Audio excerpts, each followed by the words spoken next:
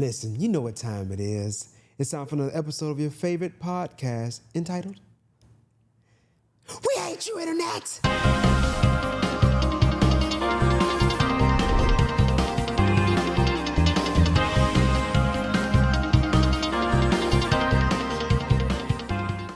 All right, gather around. Listen, we here once again in this thing. This is We Hate You, Internet. It's a podcast designed to bring awareness of the problematic effects of the internet on our lives, as well as celebrate the beautiful simplicity of our humanity. I'm your host, Wilfred Hamilton, and as you can see, it's one shot. You know what I mean? We didn't have the typical, back and forth thing. You know what I'm saying? Because sadly, Clara is still out, but I did communicate with her. She's doing okay. Things are kind of opening up in her schedule again. Things are coming back to normal, and so she should be back really, really soon. But until then, like I said, you got to deal with looking at my lousy mug for a while. Anyway, so I really thought this would be a perfect opportunity to kind of have a reintroduction, so to speak. A couple of last week. We had 2 episodes, and it kind of got lost in the shuffle, but it was episode 50 and 51 for the podcast, right? And that's kind of a big deal. I'm going to explain why. There are, by estimates or by statistics, 2 million podcasts that are out, that have been uploaded and created. And then, annually they say there's another 500,000 every year, new podcasts coming out. But of those podcasts total, how many reach the 50th episode? It's 11%. That's it.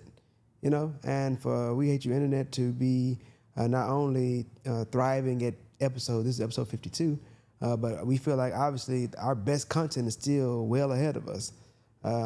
It's just something to be, celebrated, something to be acknowledged. And I want to take that opportunity to just say thank you for all those who have supported this platform, this podcast, up until this point. We are nearly, coming up on our 1-year anniversary. That'll be April the 2nd. That was last year. We uploaded episode 1 on April the 2nd. That's another thing that many podcasts don't see. And we still rocking and rolling. And we have you to thank for that. And so, thank you for all the support, all the comments, all the energy that you all have spent in giving us the momentum that we need to keep moving forward, and that indeed is what we will do. So, like I said, this being episode 52, I wanted to kind of take a moment to kind of reestablish or make clear what the mission and purpose of this podcast is. When we first started, we were brand new. That's the first time that me or Clara had done anything like this. And so you go back and listen to episode 1, it was kind of shaky. There were, a couple moments. We still had a lot of the ums and ands. And obviously, I still do a lot of ums and ands now, but it's a lot more polished and and than it was then. And, we were just kind of getting acclimated with the space. But even then, I think people could hear the potential of what this platform could be. And so, in that time, we've had a number of guests. We've talked about a number of topics.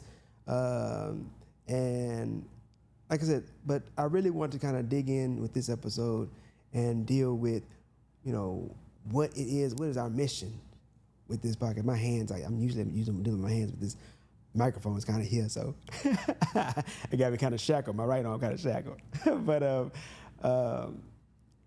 so the first thing, I really wanted to do when I first thought of this idea, it came to my mind, and I was thinking to myself how much our lives have changed and how difficult certain aspects of our lives have become, because of the internet, because of social media. I was talking to my children at the time, and they were talking about all the dating content, and I just remember thinking about how difficult and crazy that subject had become. You see all this content out on YouTube and all this, red pill and blue pill and boss babes and all this kind of stuff, and I sat back and thought to myself, like, wow, like this really, shouldn't be that difficult. You know what I mean? Like in times past, it wasn't this hard to find a mate. Yeah, you got to go through some processes, but it wasn't this difficult. You know, and I started thinking about how much the comment sections affect people's thought processes, just all the content and the ability for people to give their different opinions about stuff, and then the way that you can craft an illusion so easily with social media, and the way that it can be spread and dissipated amongst society. And then it kind of dawned on me how far away that we had gotten from our natural design, you know, male and female and things of that nature. And then I started thinking about some other topics, you know, family and all these other different ways. And I was sitting and wrote down a list, and I ended up coming like almost 20 things that have been affected by the internet. You know, we talk about it all the time. The internet is a great tool, you know, but you have to really consider and think about, you know, with anything that is made by man, there's going to be pros and cons, internet being included. And you want to, in any and every situation that you're dealing with in your life, you want to try to maximize the pros while minimizing the cons. That's the best way to approach anything and everything in life, right? And so that was kind of the idea when we first started this. Like, how can we help people to understand how the internet and how, you know, and we use internet as a catchword for all things technological, really. How can you take advantage of this great tool without falling into the pitfalls that are being created as a result of it, you know? And so we come up with this line when we start the intro, and we talk about, we celebrate the beautiful simplicity and idea of our humanity, you know what I'm saying? And, you know, what that really means is that a lot of the answers are, I'll say it like this. Our biology, the way that we're made, our nature, we are designed a certain way.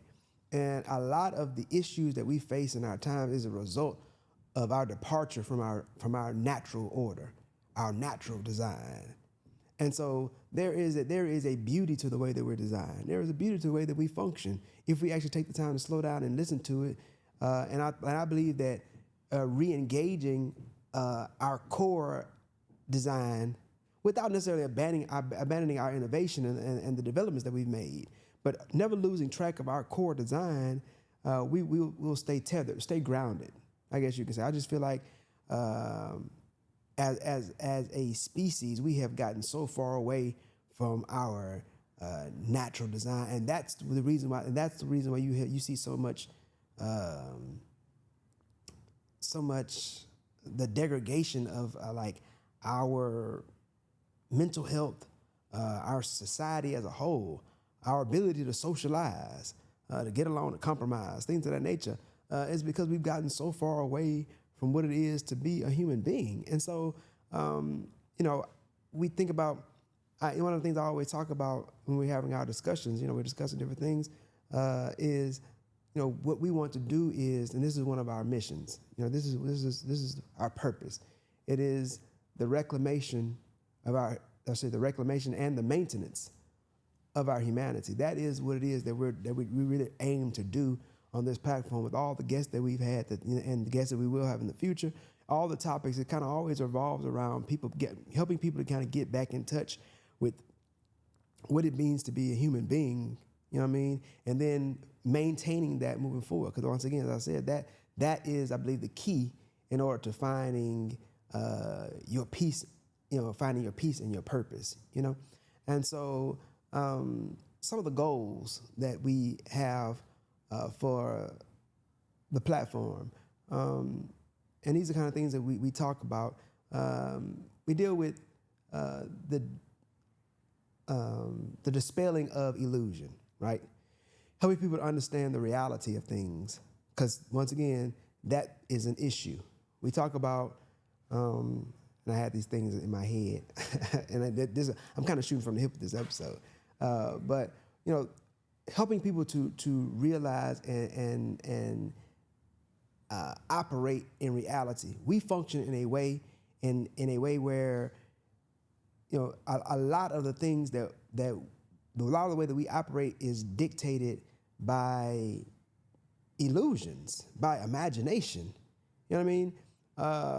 It's like eating cotton candy. You see this big ball of sugary sweetness. You know what I'm saying? And it looked like almost like a full meal. But then once you start biting it and you start eating it, then it quickly starts to dissolve, and you realize just how much it is actually there. There's not much there at all. You know, and our lives have become like cotton candy. We dress them as this really humongous and large. It appears to be really, but it's all fluff, you know. And you can't have a life of substance when your life is 90% fluff. You know what I mean? Like, you spend most of your energy and time, instead of like living your real life and operating in your real existence, you spend the far majority of your time trying to protect the illusion that you've tried to create. And like, that's the reason why people can't be happy. It's a really sad thing. Like, and I'll say this, you know, with the caveat of not trying to be arrogant, but I live a pretty good life. You know what I'm saying? Like, and I'm not rich by any means. You know, I live a pretty modest lifestyle. You know what I mean? Like, I have my own set of problems. You know what I'm saying? I got stuff going on all the time. You know what I'm saying? Like, it's real over here. But the one thing I can say is that I know how to have peace. I know how to be happy. And the reason why, but above all else, obviously, is because God has taught me through the scriptures. Like I said, I talk about this all the time. Like, this is not a religious show, but you know, most of the wisdom that I give is based on the scriptures. It's based on what God has already taught. These are things that God has already said. I'm just restating it and maybe repackaging in a way that you may, you know, I'm just paraphrasing a lot of the points that God has already made in the scriptures. You know, people may not be religious, but you can't deny the principles of the scriptures are good. You know, but hey, whatever. You know what I'm saying? You live your life, you do what you want to do. But anyway, you know, I know how to find peace. And people that know me in my real life, you know what I mean? Like, they know I'm typically a guy, I laugh a whole lot. I'm typically upbeat and I'm happy. You know what I mean? I'm light most of the time. It's not because I don't have problems. It's not because I don't be sad sometimes. I have stuff going on. It's just that I live a real life. You know what I mean? That's the reason why on this podcast, I don't mind all the ums and ahs and let me see, and a lot of things that people like to edit out and stuff. I don't mind that because it's real. I'm a real person. I'm really thinking about the stuff that I'm saying on the show. I don't have a script that I prepare, like a whole speech that I put together. We edit out all this stuff and try to make it seem like I'm just flawless in my speech and my vernacular. Like, no, I don't do that. Like, because that's not how real human beings function. Anytime you see somebody that gives a great speech, when they talking at home, they don't talk like that. They communicate in real time. They're gonna think and they're gonna pause and think about what they have to say. Those things are trained behaviors, and I'm not knocking it. It's cool. Like, to be a professional orator or a speaker is a skill. I'm not downplaying it. Hey man, listen, somebody else may want to get in here and have, you know, exit out the ums and ahs, and that's great. but the point that I'm making is that I try my best to focus on living a real life, on being a real person, and I find comfort and peace in that. I'm not afraid of who I am and who I'm not. And that's kind of what the platform is built off of, is to help people learn who they really are and stop trying to fit in and maintain these illusions. Another thing that we deal with, one of the things that we aim to do on this show is to help people to get away from this pursuit of instant gratification, right? We talk about time all the time because that's one of the things that are taken advantage of the most, I believe, in our lives. People take advantage of time, and not only their own time, but they neglect the process of time. In other words, we call it patience. People lack patience. Everybody, and it's funny, it's a cute thing to be like, oh, I'm impatient. That's a bad thing, because your life will revolve around time. Your life, your whole life, and everything in it is a process, and the word process automatically implies the passing of time. You have to give things time in order to develop. To use the word develop, we talked about this a couple of episodes ago. To use the word develop automatically implies a process, which is something that passes over time. And we are addicted to instant gratification. We want things now, and that is destroying people's lives. So we try to help dispel that idea, and try to wean people off of this obsession with getting things right now. I mean, and if you really slow down, and just think about it. People are born. You're born a baby with no kind of like memory or cognizance of like what is going on around you. But then the day you come out of the day that you're conceived, you're growing, you're developing in your mother's womb. You're developing, you're growing. You know what I'm saying? And then when you come out, you already alive. We ain't gonna get into the abortion discussion. We'll talk about that maybe another time. But from that point, you're already growing and developing. And then you come out and you continue to grow. Anybody that's listening or watching this, like you are at the point in your life where you are now, you weren't always this size. You didn't always think the way that you think now. You used to not even be able to wipe your own tail. You know what I'm saying? Like, you used to pee and boo-boo on yourself. You know what I'm saying? Then you outgrew that, hopefully.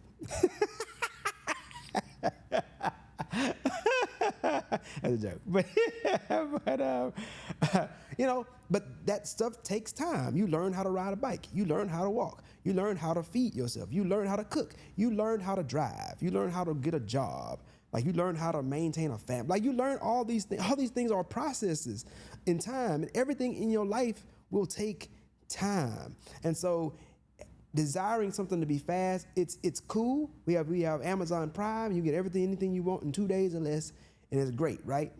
Innovation, great thing. But you cannot become overly reliant, and your expectation becomes instant gratification, because that is a death sentence to your life and to your happiness and to your peace. Final thing we deal with is the addiction to convenience. Most of the innovations in our history as human beings has come from a desire to make things more convenient, right? Human beings are incredibly ingenuous when it comes to finding efficient and convenient ways to do things. We like to make things easy. And hey, it's a great thing, right? But you can't, I think one of the most important, I've made this analogy before, our knowledge and our development as human beings as a whole, and I think this applies as individuals too, as a part of the whole. It is important, our knowledge and our development should be like a pyramid. It comes in levels, stacks, and each level supports the next. You have the ground foundation, the foundational stones, and then you building layers upon layers upon layers, and each one supports the next. Our development should be like that, where we should always never lose track of where we've come from, never lose track of processes and how things really work. And as we continue to move forward and we evolve and we become more innovative, you should never forget where the innovation came from. People should know, like, hey man, what it is to be a farmer, how agriculture works, and how we have it now. You can just go to the store. It didn't used to be that way. That's the only way that you can really appreciate being able to go to the store, is that you got to understand how difficult it was before. That's how you can be happy that you have a store around your corner. You know what I'm saying? Like, you have to know how hard childbirth is, so then you can appreciate having a little brother or a little sister or a child of your own. You know what I mean? Like, you see a child born, like there's a lot of people that die trying to have children. Like, that's the way. Then you can really appreciate having the miracle of having a child being born. You know what I mean? The knowledge that we have, it's come through years of experimentation, contemplation, research. Like this stuff didn't pop out of thin air. You know what I'm saying? And so like so we should never lose track of where our knowledge and where the root of our innovation. You know what I mean? So that you can appreciate the innovation, you can utilize it, and be grateful for it, instead of you becoming complacent and then you lose. I believe one of the biggest gifts that you can have in that understanding, like I said, and I explained it, gratefulness. That's one of the things that we are losing in bunches, is knowing how to be grateful. We are a spoiled society, and just like spoiled kids, and I've talked about this before, like, you can't be happy. you can't find peace when you're spoiled because you always want more. The Bible calls it covetousness. You're greedy. You know what I mean? Like you can have, I'll tell you like a little kid. I see kids sometimes, you know, in my profession, outside of this, I see kids, you know, having fits over stuff all the time. You know what I mean? Throw themselves on the ground. And I think to myself, and I see adults throwing fits about stuff. And, you know, I think to myself when I see it, I'm like, man, that person can't be happy. There's no way that person can be happy in their life because you can't find joy and peace in small things. You need everything to go your way. And that's a death sentence, like I said, that's a death sentence for joy and happiness. You know, you can't be happy if you don't know how to be grateful, if you don't know how to be thankful. Point blank, period. You know, and so our addiction in our society to convenience, I mean, that's one of those things that we really want to focus on helping people to break. You know, separate apart from the podcast, we're going to partner. I want to partner it with a nonprofit that I'm starting. You know, I'm talking about this since last year, and it's been in development. Hopefully, here, you know, in the month or two, we should kind of have things rolling. And we want to kind of bring some resources and tools and bring some, you know, bring some things together to try to help people with these things, to give you something tangible that you can kind of read and look at, some studies, some e-docs or whatever, to kind of give you some perspective on things to kind of help you moving to be able to find your humanity. You know what I mean? It's called hashtag stay human. We use that hashtag all the time. With those that follow us on social media, you see us use that hashtag all the time.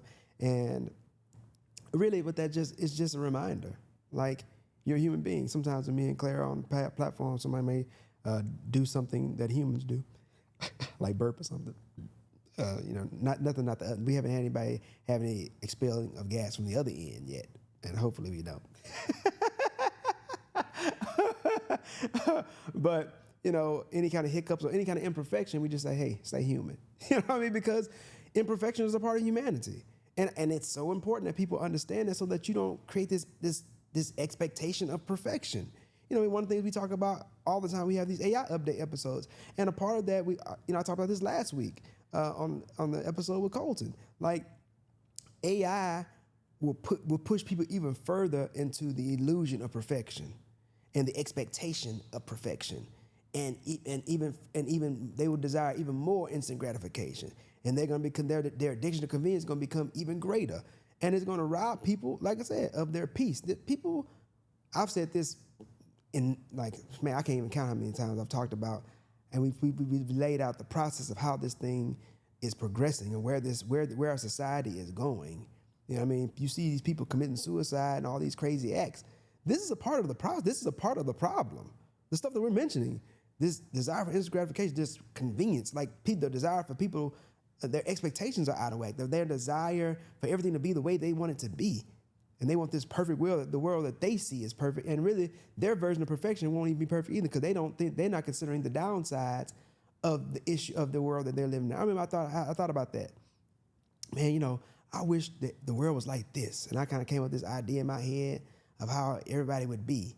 And then I kind of thought about it for a second, started thinking about some of the pitfalls, and I was like, oh, that wouldn't really work because of this, because of that, da-da-da. I remember being young, and I'm a pretty balanced person. I think to myself, and maybe this is a little egotistical, but I didn't think so at the time. I remember thinking to myself, I wish everybody in the world was like me, because I'm a fairly fair person. I'm like, I try my best to be fair. I try my best to be considerate.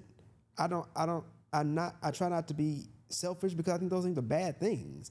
You know, I'm a pretty easy person to get along with. I'm pretty transparent. You know, what you see is what you get. I'm very accommodating to other people. You know what I mean? I'm not trying to be like a glory whore or nothing like that. Like, you know what I mean? Like, I don't mind sharing glory and success, and, like, you know what I mean? I don't mind just being a team player. I don't have to be the leader of everything. Like, I try my, and so you know, I have my issues, don't get it twisted. But I try my best to be the best person that I can be and be, like, easy to get along with. You know, but then I thought to myself, if everybody was like me, yeah, people get along, blah, blah, blah, blah, blah. But then I thought to myself, well, this version of myself is really based on my upbringing. But everybody wouldn't have the same upbringing. So then maybe I would be a slightly different person if I was brought up in a different situation. And I'm like, well, then that kind of torpedoed my whole idea. You know what I'm saying? Like, because who would I be if, my parents died? Who would I be if I got accosted or molested when I was young? Who would I be if I grew up homeless or like extremely poor, in extreme poverty? Who would I be if I got involved if there was extreme violence in my upbringing? Abuse in my home and things of that nature. Like, who would I be? I that's one of the things I didn't consider in my thought process. And I'm only mentioning all of that because people have this perfect world that they want in their head, this imagination, this illusion they've created about how they want the world to be.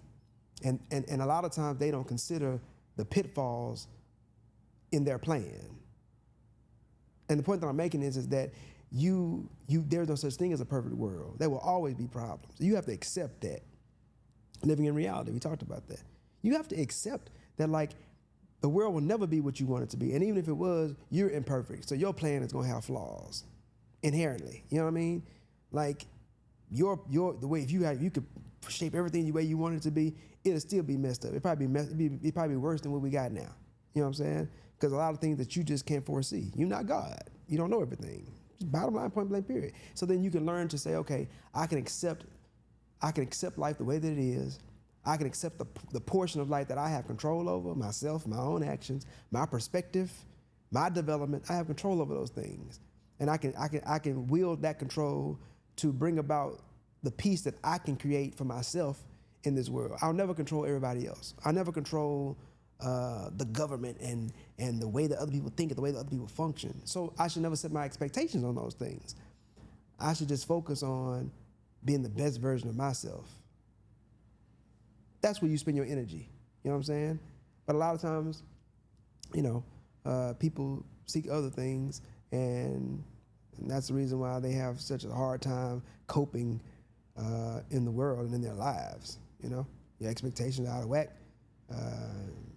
You're desiring things that aren't real, aren't realistic, aren't possible, and because of your desire and because of you're spoiled, if we want to keep it real, you decide I'd rather opt out of life altogether than to just deal with the reality, which is a sad thing, because even with that, you leave a wake of heartache and and like destruction behind when you exit. You know what I mean? Like, suicide is, people don't think about like what happens afterwards. You take the way out, I'm just gonna kill myself. Okay. But then there's I don't care who it is, there's somebody in the world that care about you. When you're gone, it's gonna leave a hole in somebody's heart. It's gonna hurt, it's gonna destroy somebody when they find out that this is what you've done. And they ain't gonna never shake it. You know what I'm saying? You just created a problem for someone else. You know what I mean? And somebody that loved you. I mean, they ain't gonna be somebody that don't care about you. People don't care about you, they gonna be like, oh, they gonna keep rolling. It's the people that care about you that's gonna be hurt by the fact that you decided to do this thing. You know what I'm saying?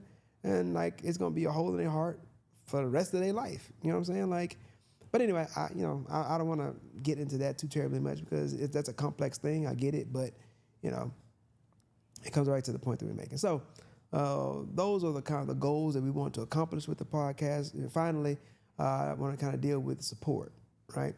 And so to support this movement, because this is not something that we just doing. We're located here in Houston, Texas. This is not just something that's just for Houston.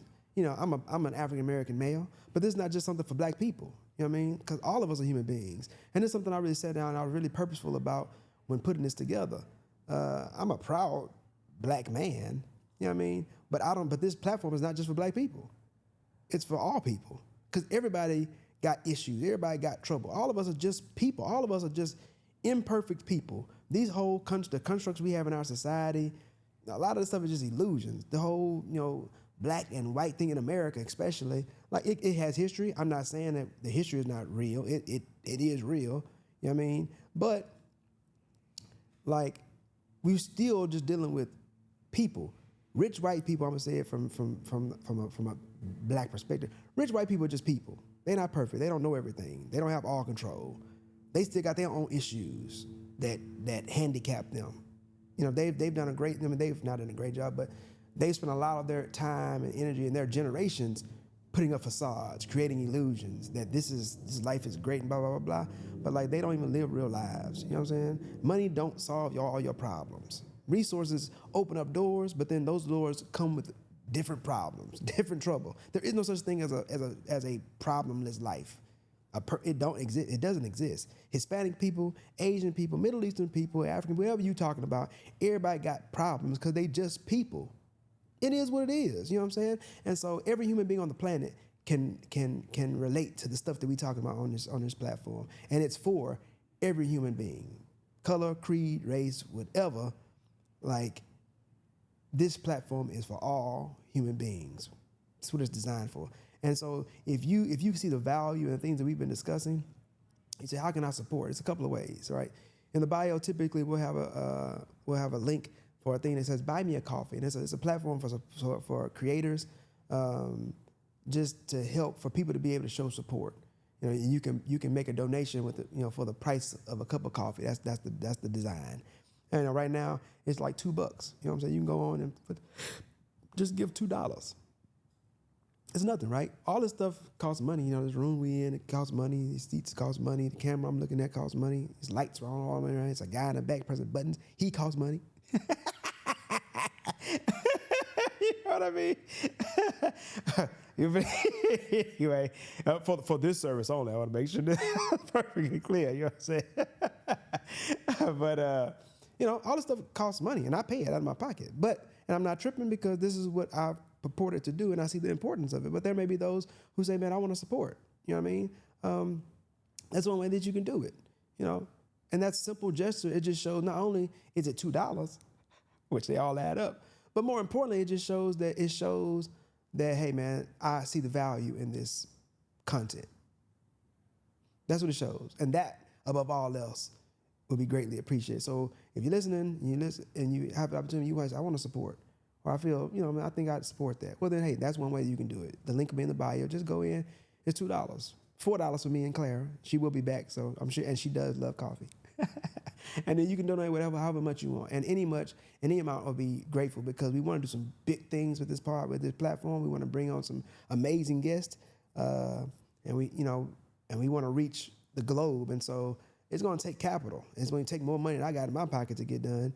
And so as many people want to join the cause and help to take this message even further, and you see the value in it, please, we'd ask that you support. Also, another way, you can go, we have T-shirts for sale. And then, we have these T-shirts. You see, link to the side, boom, we hate your internet. Bang, you know what I'm saying? Link to the bio also. And the shirt, we've talked about this, it's more than just a T-shirt, though. It's very comfortable, very nice, fine quality cotton, very soft to the touch. It's comfortable to wear. They call it an everyday T-shirt. The design is really, really cool. It's eye-catching. People love it. You know what I mean? And it's really a depiction of just how much of a hold technology has on our society. I had a guy from an artist that runs an art school in France, shows art. Shout out my man, Stefan. I had him create this artwork. We were able to collaborate, and he created this for me. It's hand drawn. It's not AI. People think it's hand drawn by a human being. You know what I'm saying? And you can purchase the shirt. They're currently $28 on the website. And once again, it's not just a T-shirt, it's support. And the T-shirt is great, though, don't get it twisted. So if you want to support, man, by all means, please, go to the website, WHYI.com. You'll see merch. Go on and purchase a T-shirt. I'm sure that you'll like it. I get compliments all the time on it. People say, "Oh man, this is a nice shirt," And we've had people that have purchased, those that have purchased a shirt, we greatly appreciate the support. We have a campaign going for 1,000 subscribers on YouTube right now. We started, this year at 157, and now we're currently at 315. Yay! Last year we focused heavily on Instagram, and now we're sitting there, right past 14,000, which is quite the accomplishment. And then, and now this year we're focusing heavy on YouTube. We want to grow our YouTube. And we've been successful at that thus far. I'm going to continue to ask those who've listened, that are listening, if you're watching, please hit the subscribe button. Support the platform as we get more subscribers, and we hit the notification bell, and we get comments and likes. it just causes the algorithm to push the information, the content further to other human beings who would need it. You know what I mean? Same thing on the audio side. You can press the like button and you want to leave a review and rate the show. You know, hit the 5 stars. Just say, hey, I love this show. It's great. And if you want to get more in detail, that'd be great too. We love to read the information. And press OK. And once again, the algorithm will recognize and it'll push the content and suggest the content to more people. These are the ways that you can support the movement. You know what I mean? And I recommend that you do. You know what I mean? Because instead of us sitting back and watching the world just fall apart and we complain about it, here's something that was created to try to help. And so you may not have to sit in front of a camera and talk like I just did for all this time, but you can. And if you support the message, if you say, man, what he's saying, that makes sense, then these are ways that you can support for free. It may take a little bit of your time. And so, you know, that's going to be it for this episode. This is episode 52 of We Hate You Internet. Just thank you for tuning in. We ask you to continue to stay locked in, stay buckled down, because we still riding, we still rolling, and we want you to come with us. So I'm going to leave you like we always do, asking that you stay safe, stay blessed, and please stay human. Yeah.